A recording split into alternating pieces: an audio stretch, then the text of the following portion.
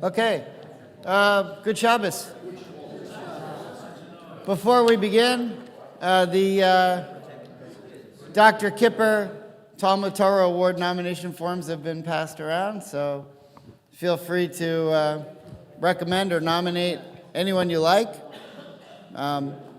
It's one of the neat things that we do at Beth Ham, is honor people for a study of Torah. So you have these forms. I don't know if they're around or not.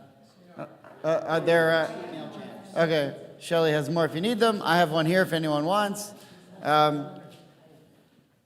Okay, here we go. Vishamru v'nei Yisrael et ha-Shabbat lasot et ha-Shabbat ledorotam berit olam. Vishamru v'nei Yisrael ha-Shabbat lasot et ha-Shabbat ledorotam berit olam. B'nei uven v'nei Yisrael oti le'olam. V'shamru v'nei Yisrael et ha-Shabbat lasot et ha-Shabbat ledorotam berit olam. Ki sheshet yamim asa Adonai et ha-shamayim ve'et ha'oretz. V'shamru v'nei Yisrael et ha-Shabbat lasot et ha-Shabbat ledorotam berit olam. Uvayom hashvi shavat vaynafash, shavat vaynafash, shavat vaynafash. V'shamru v'nei Yisrael et ha-Shabbat lasot et ha-Shabbat ledorotam berit olam.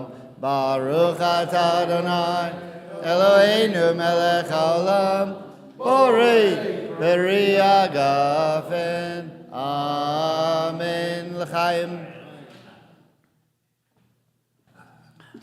Okay, blessing for Torah study. Baruch atah Adonai Eloheinu melech haolam asher kishanu b'mitzvotav v'tzivanu la'asok b'divrei Torah. Amen. Okay, so Abraham, our Torah portion is called Vayetze. We're going to look today at chapter 31. And I want to focus today on Rachel and her relationship with her father and her husband, and to a certain extent her sister. But before we do that, let's just map out who's who. So Abraham has a father named Terach, and what does he do for a living? He sells idols. He has an idol shop. I don't know if he was wholesale or if he just had the one shop, but he had an idol business of some sort. And then he breaks away from that. That's the whole idea of Lech Lecha, is that you remove Abraham and presumably Sarah, who just shows up and goes with him, from a milieu of idol worship to the land of Israel, where everyone worships idols, but at least the goal is to get that place to not have people worship idols. And then they have Ishmael, who worships idols. And his mother is Hagar. And we looked at her a couple weeks ago when we compared, you remember Hagar, the daughter of Pharaoh, to the daughter of Pharaoh in Exodus, one of whom went back to worshiping idols and one was able to stay away from idols. the one who was able to stay away from idols, was Pharaoh's daughter. And if you remember, that's why she was in the Nile. That's why they sent Moses down the river, is because they knew the one person who could save Moses in Egypt and who didn't worship idols was the Pharaoh's daughter. And why was she always in the water? Because that was her mikveh. And she was getting away from the idolatry. Okay, so we looked at that. And then Isaac's born, but he has Esau, right? And he worships idols. And there's this constant tension between those who do worship idols and those who don't worship idols, and those who worship idols trying. Okay. Then ultimately Jacob runs away from Israel because Esau is seeking to kill him. And he ends up living with this guy named Laban. Who's Laban? Laban is the father of Leah and Rachel. But Laban is an idolater. But now you have Laban, who lives outside the land of Israel, who has two daughters, who we don't know anything about, who've never been to Israel, but they also have a problem with idols and are not interested in idols. Right? So you have these people coming from different places. So I just want to compare for a second, just as an example. You could compare any two, but Abraham, Leah, and Rachel. Both are born to idolaters in lands that aren't Israel. Right, clear so far? They both have parents who they're born outside the land of Israel, and their fathers, Terach and Laban, are both these, evil idol-worshiping type people. And on their own, Abraham and Sarah and Leah and Rachel come to this idea that idol worship is wrong. And Abraham, God calls him and gets rewarded for it. And says, you're going to be the first Jew and you're going to move to Israel. I don't know if the circumcision was such a reward, but that's what happened. So maybe not rewarded, but rescued. God comes to Abraham and says, get out of here, go to Israel. Well, what happens to Leah and Rachel? One day, just on their doorstep, Jacob shows up. And who does Jacob represent? Abraham. Who does Abraham represent? God. But Jacob is now showing up in their lives at a time when they're yearning for something more than Laban's idol worship, in the same way that God called Abraham and Sarah. Do you see that? Okay. So now that we know that, we can start to try to understand how Leah's relationship with Laban, Leah and Rachel's relationship with Laban, is similar to Abraham's relationship with his father Terach. Okay, clear so far? Now that we have that framework, we can start to read chapter 31, and it'll make a lot more sense. Okay, so we'll begin. Bill, you're going to get us, we're going in the opposite direction today. Chapter 30, okay, so we're at chapter 31 of Genesis, verse 1. Anyone have a page and plow? 209. Okay, Bill. Now he heard the things that Laban's sons were saying. Jacob has taken all that was our father's, and from that which was our father's, he has built up all this wealth. Jacob also saw that Laban's manner toward him was not as it had been in the past. Okay, so I spoke about this last night a little bit. A couple of you may have heard it. Jacob has been now here for 20 years with Laban. And he's known that Laban's a disgusting person for a long time. He lies to him all the time. He cheats him. He steals from him at every turn. He gave him the wrong woman first to marry. All kinds of problems.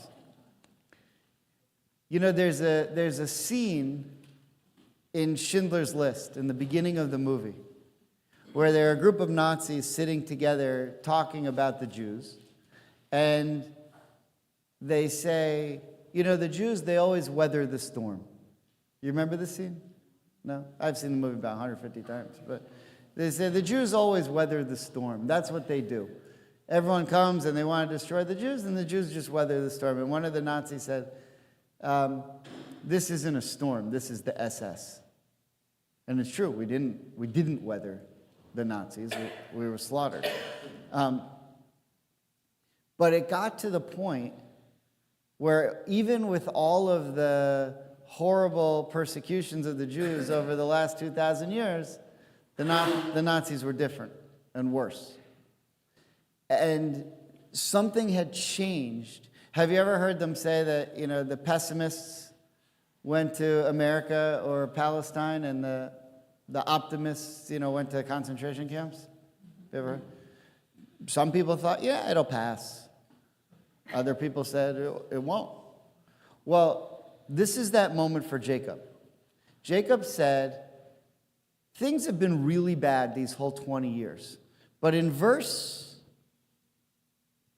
2, and you really have to look at the Hebrew to get the full power of this. Vayar Yaakov, Jacob saw at Pnei Lavan.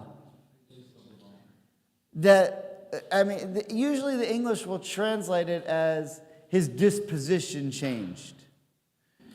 Well, what it says is his face in Hebrew. His face looked different. Whereas before he was just cheating and deceiving me, now he really is coming to destroy me. And when we say, by the way, this is how the rabbis interpreted it. How do I know that? Because of the Haggadah. Because the Haggadah takes the phrase, my father was a wandering Aramean. Who's the wandering Aramean? Laban. I had to leave because Laban was coming to kill me. The wandering Aramean in the Haggadah refers to Laban here. Something here within Laban turns really evil, really scary, like Jacob says, time to move to Palestine, evil, which is, by the way, what he does. It's not called Palestine yet, it's still called Canaan. But he says, time to get out of here and go to a place where we can be safe because this is getting really bad.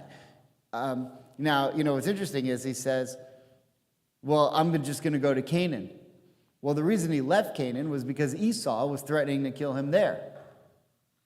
And so he said, I'd rather go back to that, where Esau's threatening to kill me there. And by the way, Esau was waiting to kill him there. I would rather go back to that than stay here and see what Laban has in store for me. Which is very similar to saying, I'd rather go see what's going on with the Arabs than stick around here with the Nazis. Right? Very similar. Yeah? What I see is like a recurring theme here of the bad guys, and they all really come from the same family, so they all have the same ancestry. Laban and Rebecca, brother and sister, and it couldn't be like any more closely related, and yet their genes are different, same ancestry, different genes. Mm-hmm. So they inherited different spiritual genes. Mm-hmm. No doubt. No doubt. And we see it playing out for generations. Because almost everyone you look at, you have to see, Mitzrayim, Egypt, there was a guy named Mitzrayim. Well, who was he? There was a guy named Amalek. Well, who was he? Who was that one guy? And then you see many, many generations later, Haman. The spiritual DNA is there. Very good. Okay. So now we're up to verse 3? 3. Okay, Ed. Then the Lord said to Jacob, return to the land of your fathers where you were born, and I will be with you. Jacob had Rachel and Leah called to the field where his flock was, and said to them, I see that your father's manner toward me is not as it has been in the past, but the God of my father has been with me. Right, so what you saw there is Jacob says, I see his face has changed. God comes to him in verse 3 and says, I agree with you. If I were you, I'd get out of there. But, and before he could say, yeah, but Esau is waiting to kill me, God says, don't worry, I'll be with you. Okay? As you know, I have served your father with all my might, but your father has cheated me, changing my wages time and again. God, however, would not let him do me harm. If he said thus, the speckled shall be your wages, then all the flocks would drop speckled young. And if he said thus, the streaked shall be your wages, then all the flocks would drop streaked young. God has taken away your father's livestock and given it to me. You know, it's funny when you see young couples. When I'm counseling young couples before they get married, and they, if one partner says something about the parents of the other partner, they're so offended. How dare you say that about my parents? And then vice versa, and they're so offended. And I tell them, when you get to the point where you can each make fun of both of your parents together and laugh, you've become a couple at that moment. But the offense that they take, anyway, you see it all the time. But here, Jacob saying to Leah, your dad is a nightmare, right? Well, what's her response? Leah and Rachel, how does this play out here? But first, before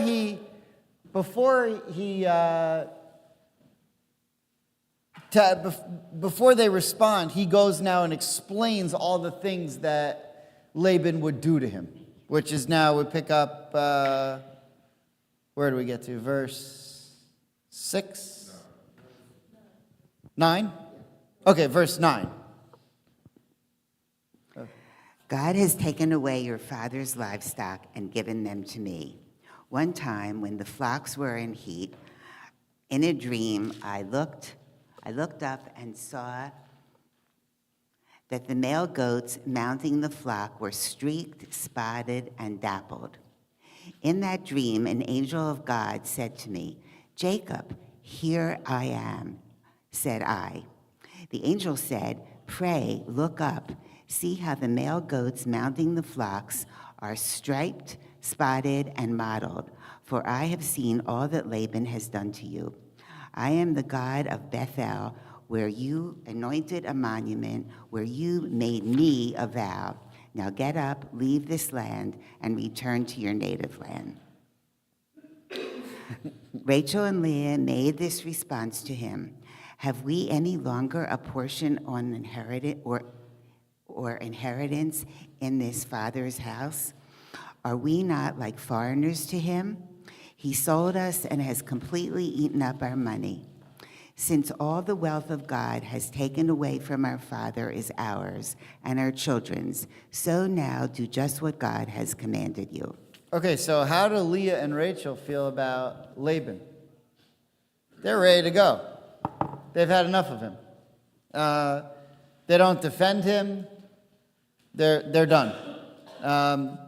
And they also see, so you could ask, well, aren't they idolaters? They grew up and were born into idolatry because Laban was their father and he was an idol worshiper, and that's how things went in their home. But you can see here at the end of verse 16, they say, "Whatever God has said to you to do, do it." Meaning, we only recognize one God. We want to get away from the idolatry as well. All right. Clear so far? Okay, verse 17. Oh, yeah, sorry. God, not your God, which has been the word for different occasions. Not your God, it's just God. So Right. language, they take it in their own God as well. Right. So for the question for those at home, or the point for those at home, is they didn't say your God, they just said God. We saw that last week. Your God. Oh, when Jacob says to Esau, when Jacob says to Isaac, "How did you?" Or Isaac asked Jacob, "How did you get this game so quickly and bring it to me?" He says, "Your God showed me how to do it." There were different reasons why he said it that way here, but it's interesting that you picked that up here in verse 16. Okay, now we're up to verse 17. Whoever. Who's got the mic? Yeah. Okay. This side has been well trained over years and years of passing it from one person to the next. They've learned that it goes from one person to the next, but they've been doing it for 50 years. This side, we're just starting to figure out that you go from one person. All right. Yeah. But, okay. Whoever has it. Thereupon Jacob put his children and wives on camels, and he drove off all his livestock and all the wealth that he had amassed, the livestock in his possessions that he had acquired in Paddan Aram, to go to his father Isaac in the land of Canaan. Meanwhile, Laban had gone to shear his sheep, and Rachel stole her father's household idols. Jacob kept Laban the Aramean in the dark, not telling him that he was fleeing, and fled with all that he had. Soon he was across the Euphrates and heading toward the hill country of Gilead. On the third day, Laban was told that Jacob had fled. So he took his kinsman with him and pursued him a distance of 7 days, catching up with him in the hill country of Gilead. But God appeared to Laban the Aramean in a dream by night and said to him, "Beware of attempting anything with Jacob, good or bad." Laban overtook Jacob. Jacob had pitched his tent on the height, and Laban with his kinsmen encamped in the hill country of Gilead. And Laban said to Jacob, "What did you mean by keeping me in the dark and carrying off my daughters like captives of the sword? Why did you flee in secrecy and misled me and not tell me? I would have sent you off with festive music, with timbrel and lyre. You did not even let me kiss my sons and daughters goodbye. It was a foolish thing for you to do. I have it in my power to do you harm. But the God of your father said to me last night, 'Beware of attempting anything with Jacob, good or bad.' Very well, you had to leave because you were longing for your father's house. But why did you steal my gods?" Jacob answered Laban, saying, "I was afraid because I thought you would take your daughters from me by force. But anyone with whom you find your gods shall not remain alive. In the presence of your kinsmen, point out what I love of yours and take it." Jacob, of course, did not know that Rachel had stolen them. So Laban went into Jacob's tent and Leah's tent and the tents of the two maidservants, but he did not find them. Leaving Leah's tent, he entered Rachel's tent. Rachel's, meanwhile, had taken the idols and placed them in the camel cushion and sat on them. And Laban rummaged through the tent without finding them. For she said to her father, "Let not my Lord take it amiss that I cannot rise before you, for the period of woman is upon me." Thus he searched but could not find the household idols. Okay, so there's this story. Laban runs and catches up with them. It's a 3 days journey, and he's able to make up the 3 days, and he finds them, and he confronts Jacob, and he says, I could do you harm, but your God, or some God, came to me at night and said, don't touch Jacob. So you might have thought at that moment he would have said, I talked to God and I see that your God is a real thing. Maybe I should worship one God. And then he says, hey, where are my idols? Do you see that? So he had a chance to recognize that there was one God and to say to Jacob, kind of like Jethro, said, I saw all the marvels, and you know what? I used to be a priest for Midian, but now I'm going to convert to Judaism. And Laban has that chance. But then he recognizes that they stole his gods too, and that he can't deal with. But the word that he uses for, we translate it here as household idols. If you've never gone, you should. But if you've ever gone to the Israel Museum in Jerusalem, they have a lot of the idols that they've dug up through archaeological, science, and they found a lot of these little idols, and you can go and see them. And they tell you this one is Canaanite, 13th century, and this one is, Hittite, whatever century, and so forth. And it's fascinating to see these little figurines and things that people worshipped. Well, here we have a word. Usually when the Torah says gods, referring to idols, it uses some sort of like Elohim or Elokah or something like that. But here there's a word that's only used a few times in the entire Tanakh. And if you look in verse 19, and I brought a couple of Ibn Ezra and Rashi, chapter 31:19. It says in Hebrew, "V'Lavan halach ligzoz et sono." Laban went to shear his sheep, and while he's doing that, "V'tignov Rachel stole et hatrafim asher lahaviha," the trafim that belonged to her father. So the word in Hebrew is trafim. A good translation of trafim in English is trafim, right? Because we're not exactly sure what it means, because it's not the same word that the Torah usually uses for idols. So what should you do? Well, let's look at Rashi first. Rashi says, why did she steal them? So very simply, a very simple midrashic answer.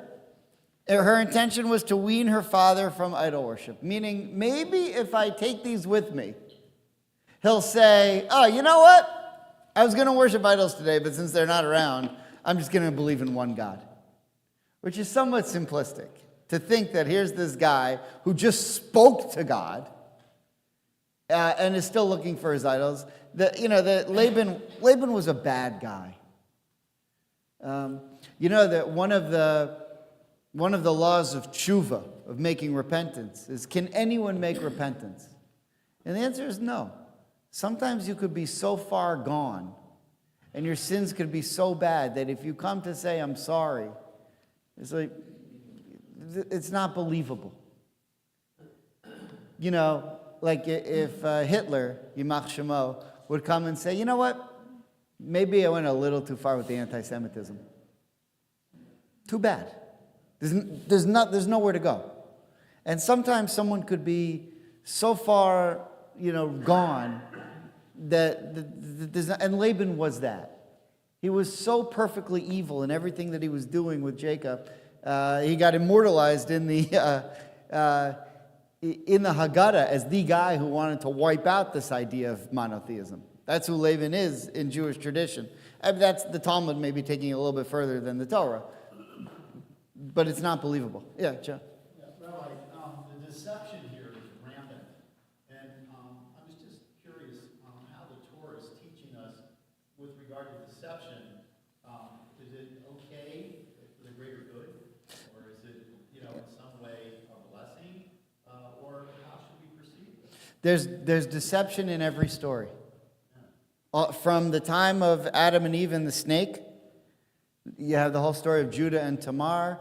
You have Isaac and Esau and Rebekah. There's deception on almost every page, and it's a problem. And there's more here to it. There's deception with the brothers and Joseph when they tell Jacob a wild animal killed him. You see it over and over and over again. There's a lot written on it. I don't know that I could sum it up, all in a moment. There are books written on this topic because it's so rampant. I think, one of the things that Maimonides says is there's nothing more truer than the Torah. The Torah does not attempt to portray the perfect family. These are the most screwed up, dysfunctional families in human history. I mean, look at the things that are going on here and the implications that they have for the future. I mean, it's mind-boggling, the dysfunction. One of the most interesting commentaries is Moshe Twersky, who writes an Orthodox traditional commentary on the Torah from a psychoanalytic perspective, which is really fun to read through his stuff.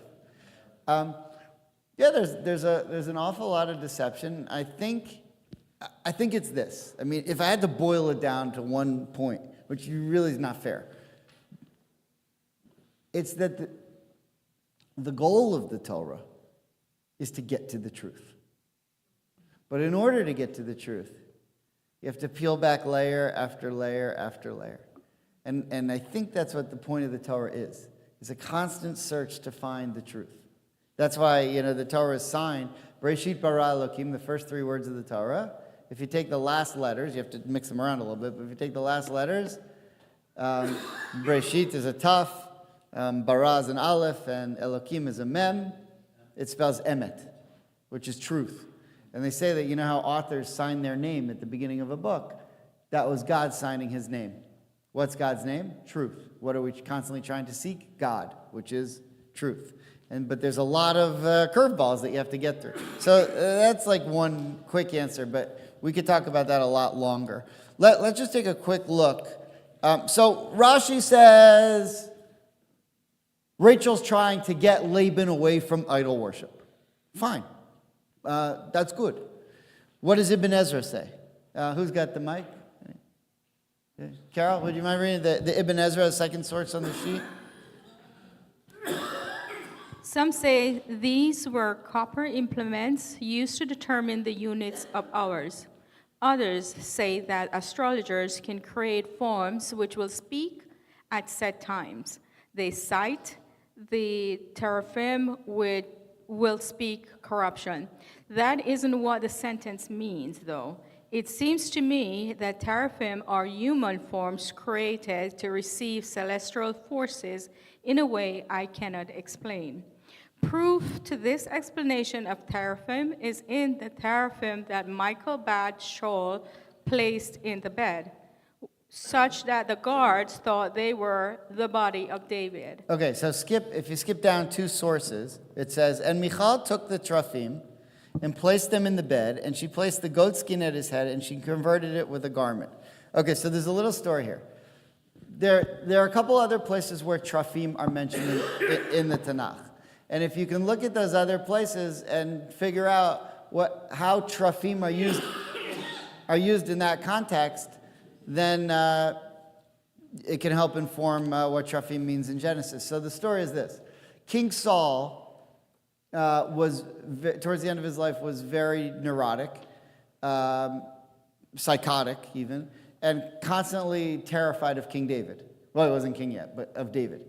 And he was going out he was searching to kill him, and then he would decide he wouldn't kill him, then he'd change his mind and go to kill him, and he's going back and forth. Well, at the same time, David is married to one of Saul's daughters, Michal. And so Michal finds out that her father Saul is coming to kill her husband David. So he says to David, run away, because Saul's coming here to our house to kill you. So David runs away, and in the meantime, Saul's guards are coming to the house. She takes a teraphim, or of some sort, and puts it in the bed, and puts like a goat skin on top at the head, so it looks hairy.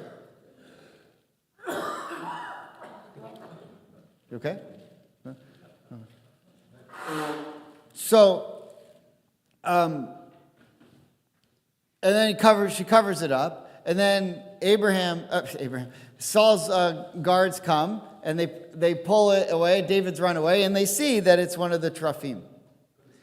So the question is, why does Michal, who believes in one God, living in the same house as King David, or the future King David, why do they have an idol in their house? Okay, that's the first question. And I don't want to give it away yet. I don't want to give it away, because if I tell you that now, I still have 19 minutes. I still want to play this out a little bit further. But there's one other story where you see Trafim in the Tanakh, and that is in 1 Samuel Judges 17:5. Now there's a man named Micha. Micha is not Micah. The prophet Micah, who lived at towards the end of the First Temple period, like 8th century in the 700s, almost towards the end of the First Temple period. This is Micha, who lived before. You can see it's from the book of Judges. So if it's from the book of Judges, that means that it's before the kings, right? There were judges before the kings, and the kings started. King David was 1000 BCE.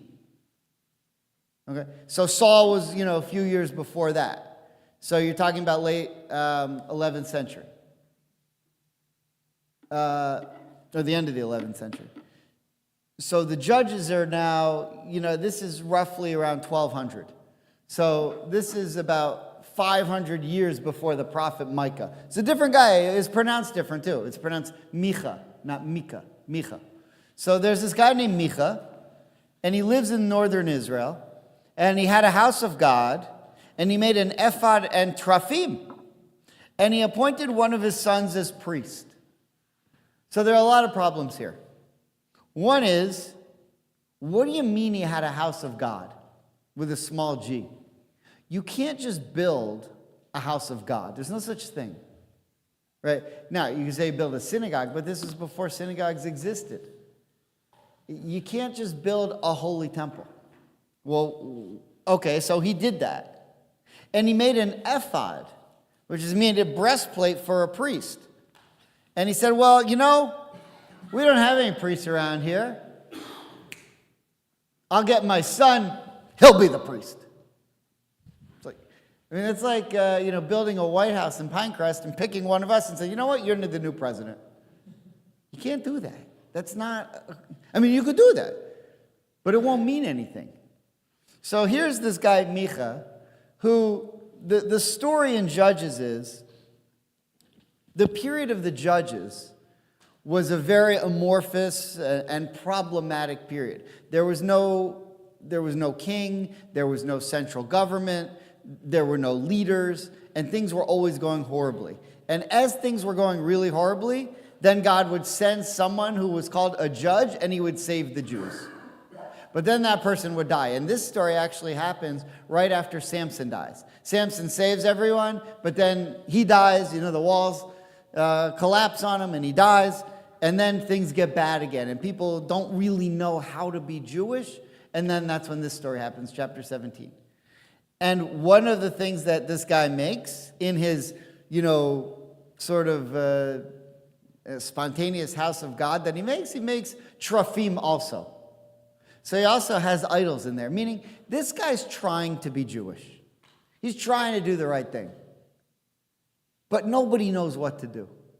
And it ends up leading to horrible things that happen. So he had good intentions. He meant well. But it didn't work. It ended, because he did everything wrong, even though he meant to do it right, but he didn't know any better, it led to really bad things. And some terrible things happened with a woman who gets, lots of bad stuff happened. Okay. So I'm just pointing out that the other times that we see this word trafim, the things that Rachel stole from Laban, are these weird situations. The first question we ask is, why did Michal have one? If Michal and David had a real house of, monotheism. And the second one is, this other guy who didn't really know what he was doing, he also had trafim, meaning that somehow the trafim were used to worship God in the wrong way. Right? Those are the other usages we have of trafim in the Tanakh. Okay, so now, a couple midrashim, 4 of them. The first one, Genesis Rabbah, says, this is 74:5. So these are just a few different midrashim. She intended it only for the sake of heaven, meaning why did she steal the trafim? She said, will I go and abandon this old man to his downfall? Therefore, the text needed to say, and Rachel stole the trafim, belonging to her father. Okay, now when you hear this midrash is trying to do something. It's trying to connect her and her father to Abraham and his father. Abraham had a father who worshipped idols, and Rachel had a father who worshipped idols. You remember what Abraham did to his father's idols? Okay, so here's that story. This is the one midrash that we actually all know. You know, you say to people who've never read Torah or studied Torah, and they say, well, why is Abraham the first Jew? And they say, because he smashed the idols in his father's idol shop. How do you know that? Oh, it's in the Torah. Show me where it's in the Torah. Oh my gosh, it's not in the Torah. Oh yeah, it's in the midrash. Oh yeah, I don't believe in the midrash. Yeah. How many times have I had that conversation? Okay, so look, this is the famous midrash. Would you like to read? Okay. Ken? I'm sorry, what's your name? I don't have a thing. There's a mic right to your right. It doesn't work, I don't think. Oh, no, it's not for you. It's for the people at home. Oh. Does Does it work? Yeah, well, you have to turn it on. Oh, so where am I reading from here? Yeah, please. Okay. Genesis Rabbah 38:13. Actually, would you please read it? Because my voice is bad. I prefer if you read it. He would say to him, "Woe to this man who is 60 years old and seeks to prostrate himself before something that is 1 day old. He would be ashamed and leave." One time, a certain woman came, carrying a dish of fine flour in her hand. She said to him, "Here, offer it before them." He arose, took a club in his hand, shattered all the idols, and placed the club in the hand of the largest among them. When his father came, he said to him, "Who did this to them?" He said to him, "I will not lie to you. A certain woman came carrying a dish of fine flour in her hand. She said to me, 'Here, offer it before them.' I offered it before them. This one idol said, 'I shall eat first,' and another said, 'I shall eat first.' This big idol who was standing among them got up and took the club and shattered them. He, Torah, said to him, What, are you mocking me? Are they sentient at all?" He said to him, "Do your ears not hear what your mouth is saying?" Right, but Abraham says the same thing that Rachel says, according to the Midrash. Rachel says, "Will I abandon this old man?" And Abraham also says, "Woe to this old man." Now, he's 60, I just, when you hit 50 like I do, that doesn't sound so old. But they're meant to say this comparison between this old man and his idols. And so in each case, we're trying to wean off the father. So why does Rachel steal the trophy? Because she's trying to do the same thing that Abraham did with his father, which, by the way, why did Michal have an idol in her house? Because she was also trying to get them away from Saul. Because Saul's house wasn't perfect either. Saul's house wasn't pristine either. And so when Michal left her father's house, she took his idols to get Saul away from idols. That's what Trafim represent. That's why the Tanakh uses the word Trafim later on in the Torah. Instead of saying idols, it says Trafim to show that what Michal did was the same thing that what Rachel did. You see that connection? Okay, so now we know a little bit more what Trafim are. Trafim are an indication of the next generation trying to get away from the previous generation. It's a way of doing things. And this is the most classic case of Rachel and Leah saying, "We've been living with this idolater all along, but Jacob's going to take us to the land of Israel to show us something better, and we're going to try to get that out of the picture. We don't have to worry about having the idols in our house because we know that they're just pieces of wood and plastic. But over there, they think that you can bow down to them and they do things, which is nuts." And that's kind of how Abraham's trying to explain it to his father, saying, "You think these idols can do stuff? And his father says, what, are you mocking me? He says, well, you're the one who sells this nonsense. And his father would have come in and said, look, it's a living. Then we would have said, okay. But he probably believed in them also. All right, now that we figured out what Trophim are, I want to conclude with what happens, the interplay that happens between Rachel and Laban. Because the way this search goes is, let's just take a look at what happens when he arrives and goes to look for, or he asks about where his idols are. I'll tell you. So 19. Okay, verse 31.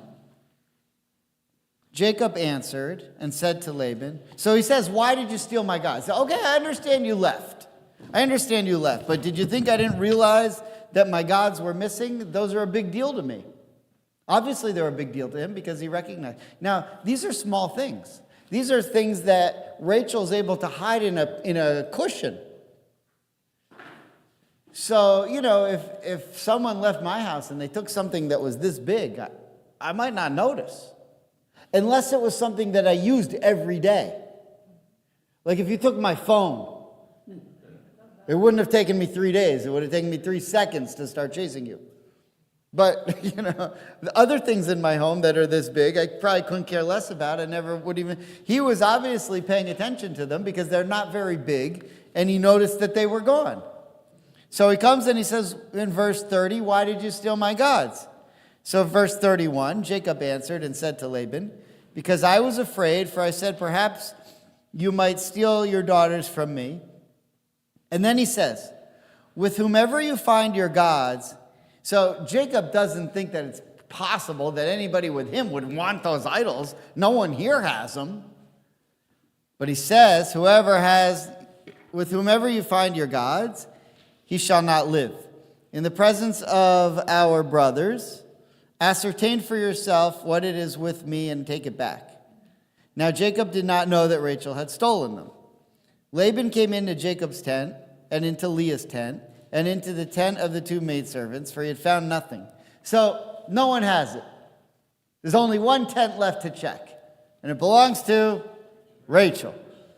And he left Leah's tent, came into Rachel's tent. Now Rachel had taken the Trophim, put them in the camel's back saddle, and sat on them. Before asking her about them, what does he do? He looks everywhere.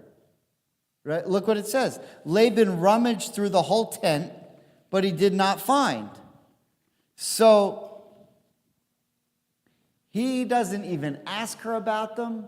He's like in a mad, rush, and he's looking all over, and he rummages through the whole tent. He looks at it.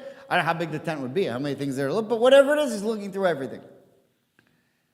And she says, excuse me while I don't get up. Let my Lord find it annoying that I cannot rise before you, for the way of women is upon me. Okay.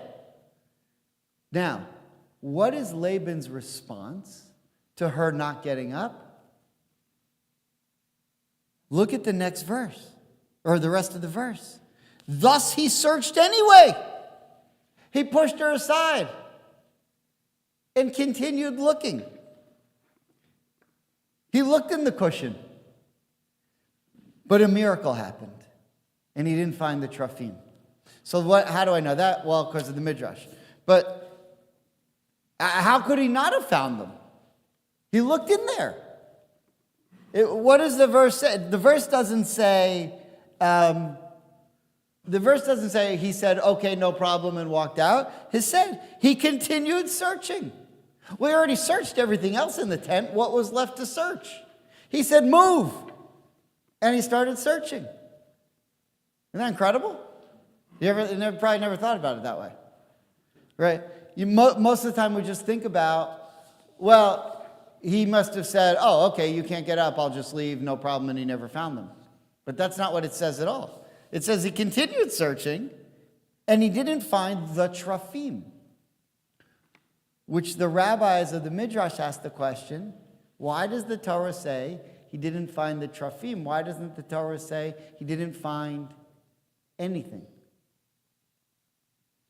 So now let's look at the Midrash. The second to last one. Genesis Rabbah 74:9. Rabbi Yochanan said he did not find Trafim, he found pitchers. The Trafim were transformed into pitchers so as not to embarrass Rachel. In other words, a miracle happened, and he found these kankanim, these, pitcher type things, because that's what they were, the Trafim were there. And in order to save Rachel the embarrassment, but it also saved Rachel something else. I mean, what's the point? So she's embarrassed, big deal. She could at least then make her sermon. Her sermon would be, well, I was trying to get you away from idols. But Jacob already said whoever has them has to die. So it just saved her life. You see that? Because Laban would have said, take her out and kill her. That's not my words, Laban would have said. You're the one who just said, take her out and kill her, if she stole the Trafim. So the Trafim can't be there, or else Rachel dies. You see? Okay, now there's a problem with that, because eventually she's going to die. Well, eventually everyone does, except Elijah. So, okay, shall not live, just one last midrash on this. And so it was. This was like the error that goes forth from the ruler, and Rachel stole, and Rachel died. Because I want to just skip now with you to conclude to chapter 35, where Rachel does die. So if you'll just look with me in chapter 35, tell you the exact verse, I think it's 19 maybe? Yeah, 35:19. Now, the rabbis have a few different reasons to explain Rachel's death.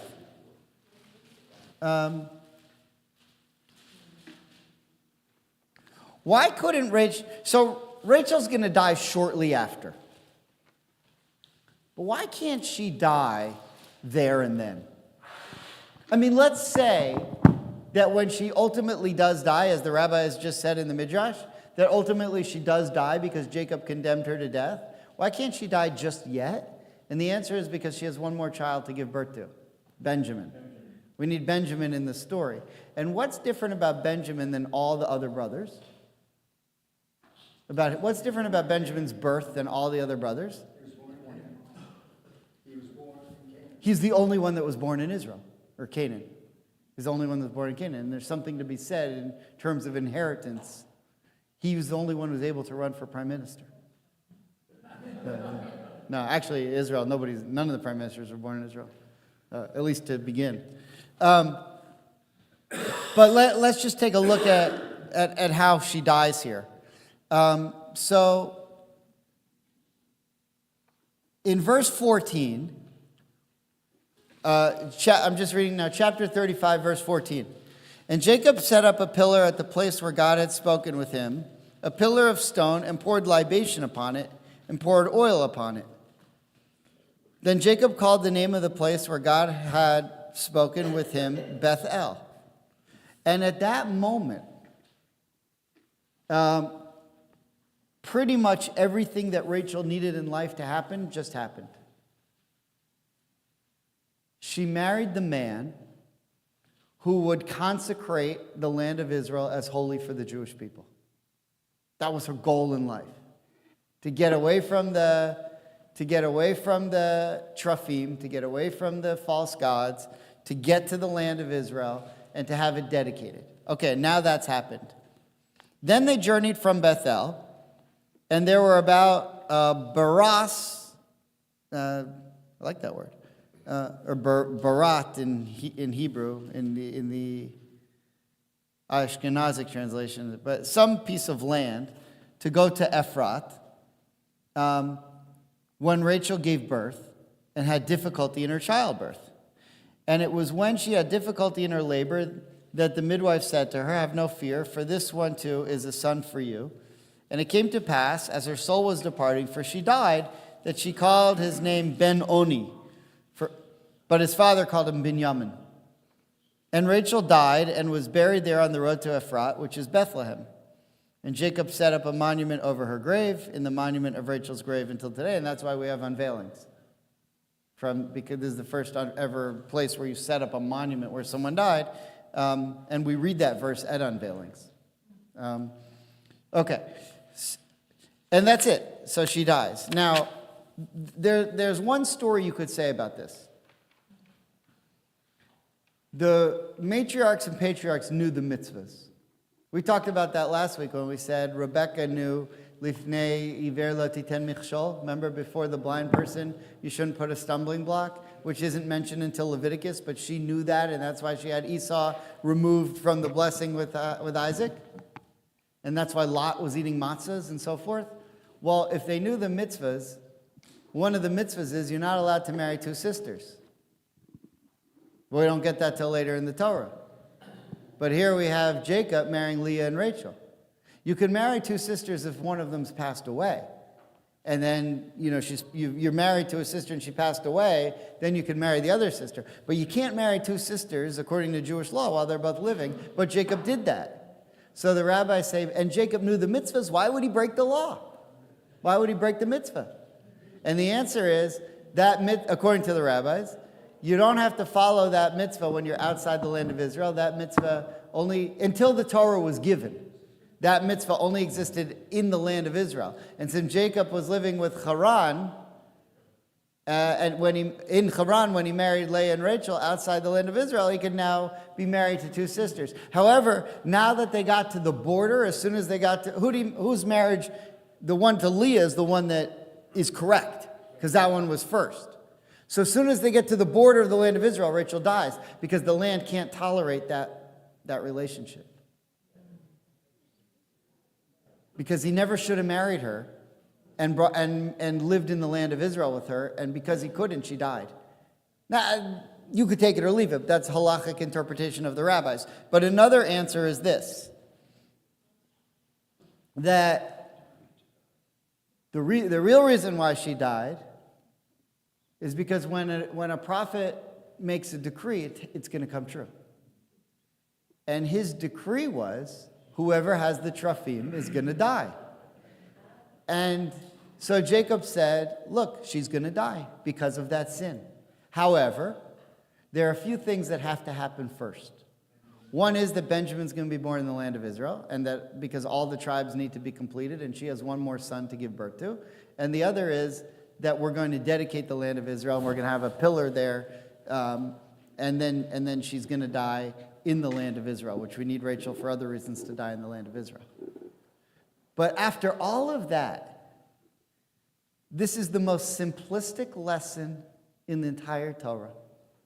It's like all of that work just to get to one sort of anticlimactic and really simple lesson. All of this. This is probably like the most simplistic lesson, the biggest buildup for the most basic lesson. Watch what you say. That's it. Watch what you say. Because words can kill. Words matter. And words are really what build ideas. And in the final analysis, the sin here was Jacob saying, why such a dramatic statement? Whoever did this will die. I say, you know what? Whoever did this, we're going to say to them, repent, don't do it again, give them back, pay a fine, we'll die. Seems like a lot. But what we also see here, I think that's the main message, but just to conclude, what we also see here is that there is this difficulty sometimes when we say in the Torah, the retribution of the iniquity of a generation is paid out to the third and fourth generation.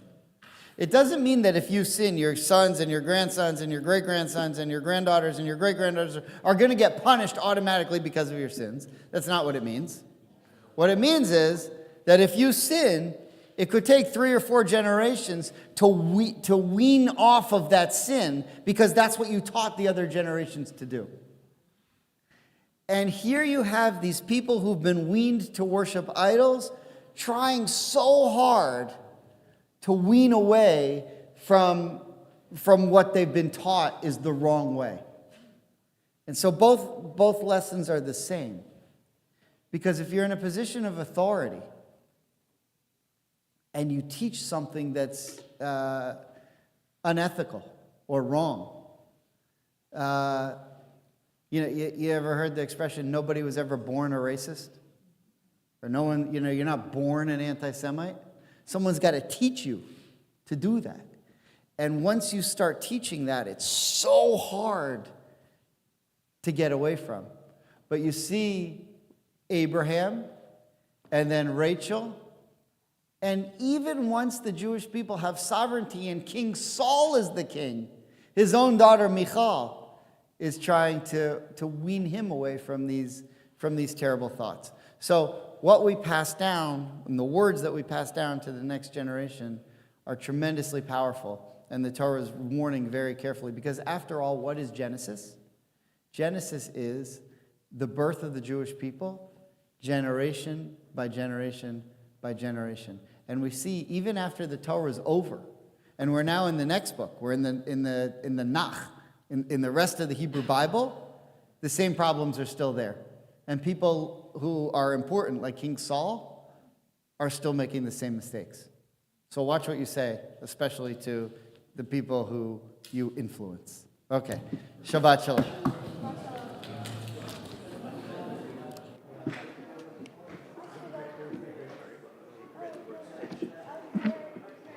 I noticed that you looked at your grandfather about this.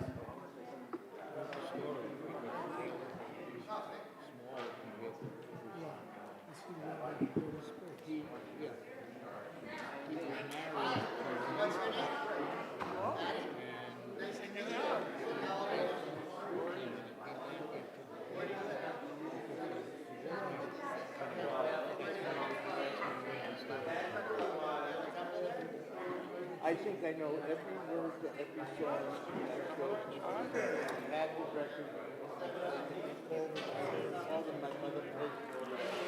That's what my favorite lunch was. Sitting out.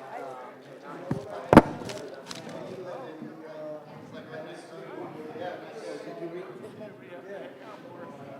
Are you ready? Yeah.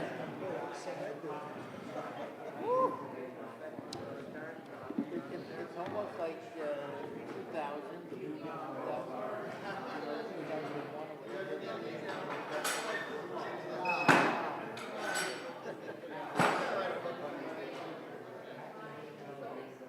I got a better deal.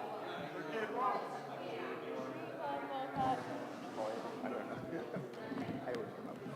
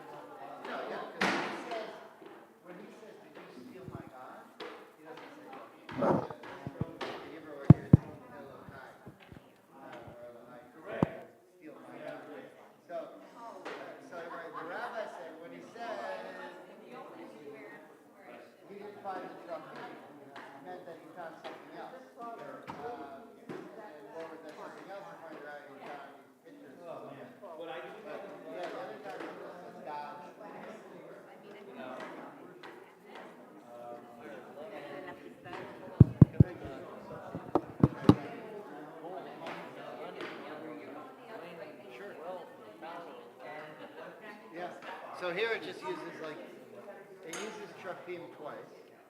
Once when it says she stole them, and once when it said he didn't find anything. But all the other sentences uses the common word for idols, which is elokai. All right, good to see you. Oh, yeah. Check, check. This is gonna. 1 2 1 2 1 2 1 2. I want this for Sarah though. Sarah has a soft voice. Sarah has a soft voice. Sarah has a soft voice. Check, check, check, check.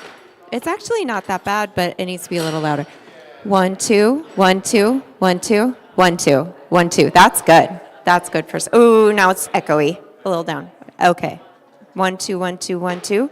I think that one's good. I think this is good. All right.